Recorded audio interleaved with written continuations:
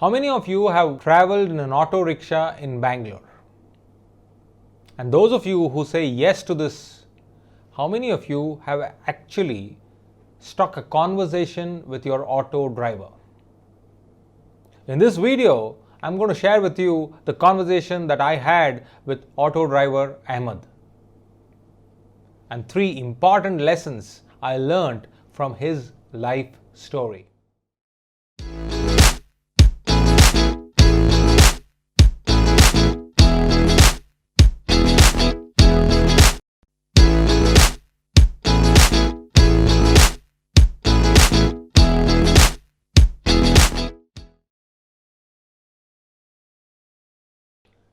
Hello everyone, I am CSK, your personal coach, and today I'm talking to you about one conversation from last week.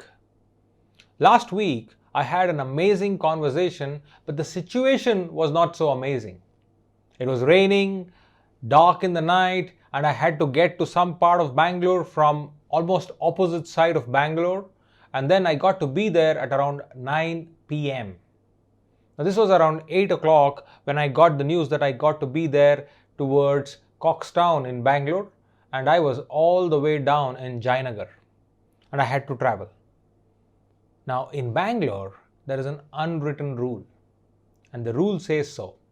If you want to get there or get anywhere on time, you leave behind your private travel or transport.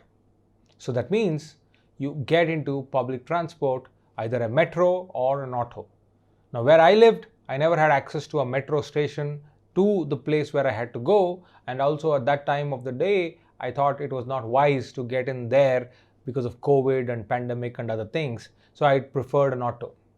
To my luck, I met Ahmed. Now, let me tell you about Ahmed. Ahmed was not a very attractive or imposing figure. He was just any ordinary person doing his work by driving an auto. So I got into his auto. After maybe 2 to 3 minutes, we stuck into a conversation. I started asking him some things after telling him where I have to go and why I have to go there and I need to be there on time and all that. It was raining, so we were trying to find out which is the best route to go to and to get there in time. But after that conversation, I just asked him as a matter of concern, how was his auto doing or how was his life doing post COVID lockdown. For those of you who have been following this, Bangalore had been through another round of lockdown. After almost 8 to 9 weeks, they had relaxed and opened up the city. So I was around that time, or it was around that time that I was having this conversation. So it was natural for me to ask Ahmed how was things beginning to shape up for him post this next series of lockdown. I did not realize that this question will open up a Pandora's box. In fact, it opened up such a box that it took me deep into the life of Ahmed. Ahmed till then was having a casual conversation, but all of a sudden when I asked him this question, he began to become serious. And he said that the last 1.5 years has been the most testing, devastating 1.5 years of his life. He told me that he had a young daughter of 3.5-year-old, and then due to lack of business, the city was almost locked down for more than 6 to 8 months. So due to lack of business, he had to get into debts.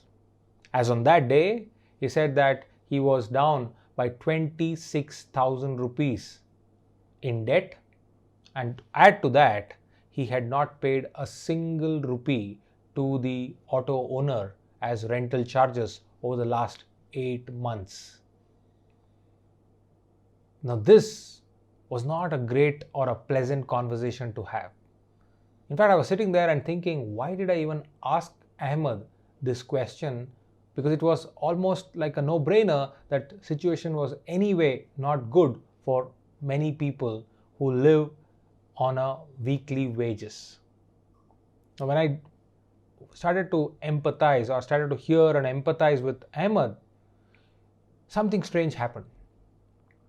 I was just humming to all of that, what he was saying, and saying yes, and trying to join his conversation by saying, yeah, of course. And I was about to say that, don't worry, things are going to be better, and all those cliched stuff. But what Ahmed did made me shut up. He almost instantly looked at another fellow auto driver who was on his feet pushing his auto. He slowed down a bit, and then he spoke to him a couple of lines in Kannada, figured out that this was a situation where that guy's auto was running out of fuel. And then he said, hop into your auto and I'm going to push you from behind. And he extended his left foot, giving the support to his auto, and then started increasing his pace so that that auto gets the required momentum. All this he did while he was driving me to my destination and still doing that job of taking me in time to Coxtown. Maybe 700-800 meters, there was a petrol bunk, and then he just slowed down, left the guy to get into the bunk to refuel his auto, and then waved at him, smiled nicely, and then we went on to our destination. Now, when I saw this happening, I couldn't help but ask this question to myself, that just a moment ago, Ahmed was telling me about how bad COVID has been, the debts, his daughter, and the way his life has turned around in the last 1.5 years towards a worse turn. But then he just went about helping this man whom he did not even know. He did not even have a relationship with him. It was just a fellow auto driver who was stuck at the middle of the night, or at that hour of the night where he had no fuel. And then Ahmed comes back to our conversation and he says, sir, but let me tell you this. I think things are going to be better very soon. I hope and I'm sure that my daughter is going to go to good school and get good education, and that's the only mission I have in my life. And then he speaks the next 5 to 7 minutes about his great plans for life in spite of the current reality. He talks about where he wants to take his daughter for a picnic, or he talks about the girl's education. Then he talks about one day he wants to own this very auto so that he doesn't have to pay rent to anybody. By that time, I reached my place. And then I went into my meeting. I paid Ahmed his money and said, keep up the spirits high, and then you will do whatever you want, and all that what you said to me. I just got down and went inside and finished my meeting. It was a very quick one for around 30-40 minutes, and then I had to return back. This was around 10 o'clock now, and 10 p.m. I waited for another auto. I got into another auto and I was coming back home. Now, it was this journey which made me realize what kind of a character Ahmed was. Why? Because this man who was driving me back home did not speak a single word. I did ask him the same question, and he just said, "Ha sir, whatever is happening with everyone is happening with me. Situation is bad and things are like this. You know, there's no hope." And then, because there was no traffic and because there was no other conversation, we almost ended up reaching my destination, my home, in less than 25 minutes. Now, when I went back home, I sat at the dinner table, and as I was eating my dinner, I couldn't help but contrast these two different characters, Ahmed and the other auto driver. And when I was contrasting the two, the same reality struck both of them, but the way they approached the reality kind of brought in 3 important lessons for me. My first learning, or my first takeaway, was you don't have to take life seriously. Take it easy. I mean, look at Ahmed. 26,000 rupees in debt. Last 8 months he has not even paid the landlord or the auto owner his rentals. He doesn't even know what's going to be happening with the government and their decision on lockdown, but he is absolutely fine with it. You don't have to take life so seriously. In fact, friends, I want to stop here and then bring the whole conversation to our lives, to yours and mine. How many of us feel overwhelmed with our own lives sometimes? There are days where nothing goes our way. There are days where we make plans, but those plans do not even see the light of the day. There are days where we anticipate, we expect something to happen, something good to come out of our effort, and really disappointing results come out of it. And that time, what do? We keep looking at our mistakes. We keep looking for people to be blamed. We keep cursing our own fate. We feel so overwhelmed and we say that we feel like it's the end of the world. But look at Ahmed. I think the first thing I learned from him was you don't have to really take life so seriously. It's okay, take it easy. In fact, there was one good old song from one of the Tamil movies, Take It Easy Policy. Right? I think that's a great song to remember. Maybe I can ask my editor to put that song clip a little for all of you to get a glimpse of it, but that's a song which you need to carry. You don't have to take life so seriously. In fact, another thing which I will do is to draw your attention to Carl Sagan's Pale Blue Dot video. For those of you who do not know about this, just check this video which I put in the description link.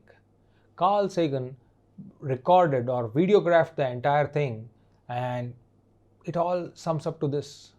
What we make a big deal of our life, this planet Earth, is nothing but a small pale blue dot in a speck of dust in the entire cosmos.